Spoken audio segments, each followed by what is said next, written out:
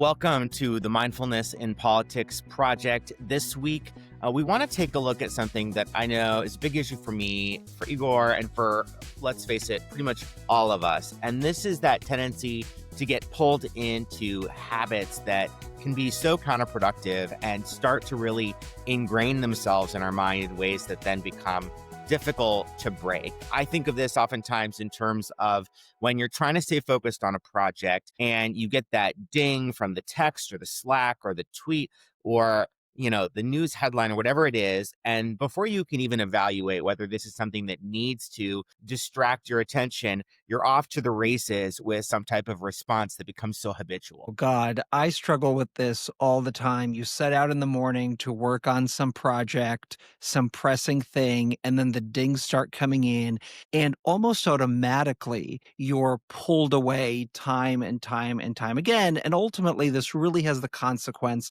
of draining us, of making us feel really, really tired. And the reason why it's automatic or it feels like it just happens and we have no control over it is because it's a formed habit. And that means that there are neural pathways in our brains that just fire automatically without us even realizing. And the question is, if that doesn't suit us, if we feel like it's not improving our productivity, it's not improving our lives, how can we change that habit? Yeah, exactly. And, we've talked before about this concept of neural pathways, these grooves that form in the brain between A and Z. And you could think of that figuratively as grooves in the brain. It's also kind of literally the way that our brains rewire themselves based on what we think about the kinds of tasks that we do.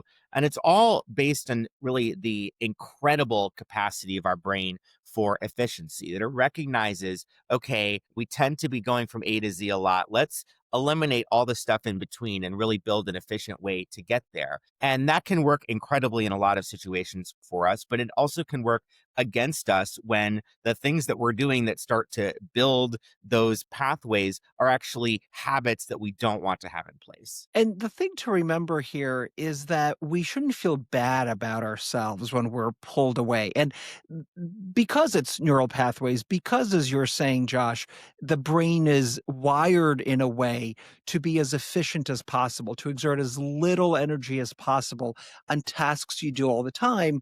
And the more you do a task or the more you practice a habit, the deeper those neural pathways become. And so, what I've started to try and do, and I should preface that this is really challenging because this is deeply ingrained. And so it's going to take time and it's not going to be perfect and there's going to be setbacks.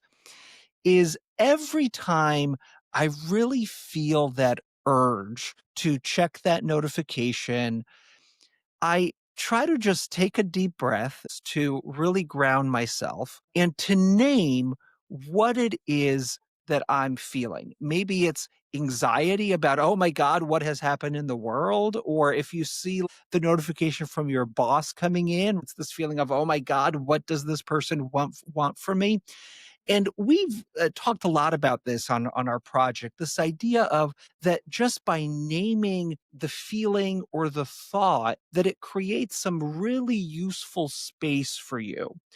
That you're not identified with that feeling or thought.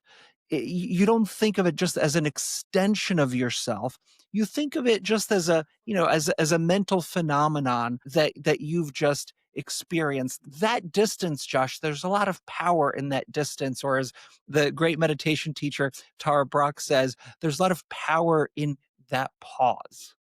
Right, because ultimately the trigger for it, the impulse is not something realistically we're going to be able to get rid of. If you've ever tried to break a habit before, whether it's, overeating or trying to stop smoking or just doom scrolling, you know that just being like, I'm not going to think about this, that almost sometimes makes it worse. But creating that space is why mindfulness is so well applicable to this particular problem, because it allows us to realize that these cravings, if we don't feed into them and exacerbate them, they actually might not stick around as long as we anticipate. They tend to dissipate just the way that thoughts or feelings do if we don't fuel them even further. There's a great phrase I like called urge surfing that was developed by a psychologist, and it really refers to, instead of immediately acting on that urge, just kind of riding the wave, being aware of how it comes, watching it kind of in a detached, non judgmental way,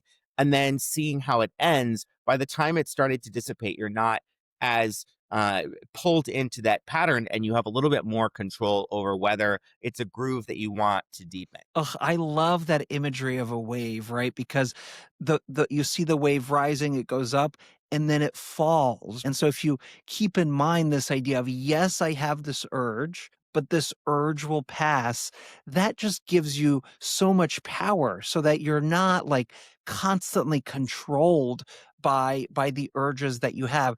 The other thing here to note, Josh, is habit researchers talk about the importance of a reward, that we participate in a habit. There's a cue, there's the action that we actually take, and then there's the reward at the end. And that reward is why we're constantly repeating that same habit over and over again.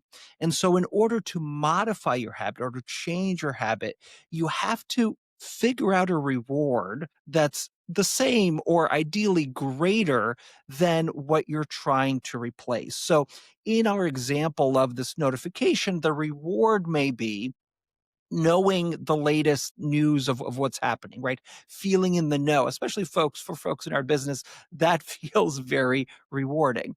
But when you take that pause and you take that space and you try to decide for yourself, actually, I have agency if I'm going to go look at that notification. The reward that's in place there, the way you can frame it is to just think of it as, by sticking with the project that I'm working on, by not being distracted, my reward is actually completing something. It's getting something done.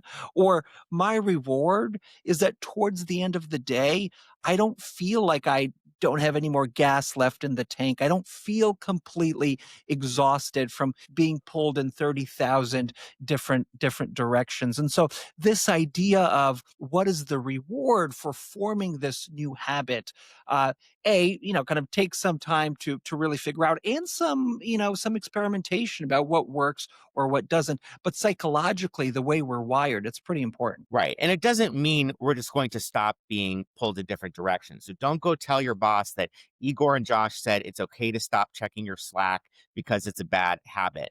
But I think we all know from experience that not 100% of the BS we get pulled into every 5 seconds is actually mission critical at that particular moment. Some of it is, some of it is not. But without that pause and that awareness, it can be really hard to differentiate between the two. And that's why we just get sucked into this all day long. And so, try to experiment with whether you can be more discerning about when you need to get pulled into something that, frankly, is going to kind of deepen that groove and that bad habit necessarily. And when you can instead kind of ride the wave, let it dissipate, and ultimately be able to stay more focused on the things that matter to you and that you really want to achieve. And as you do this, remember, building new neural pathways to form new habits takes a whole lot of time. So be compassionate to yourself. When you feel that urge and you recognize that urge, treat it with kindness. Don't try to just push it away. Recognize it. Then over time, you'll be able to hopefully form different kinds of habits that serve you better than what you're doing now. So we hope one positive habit with some reward that you're forming is tuning in to the Mindfulness in Politics project. We're having a lot of fun with it. And we hope this one's useful, and we've got a lot more coming. So we look forward to seeing you next time.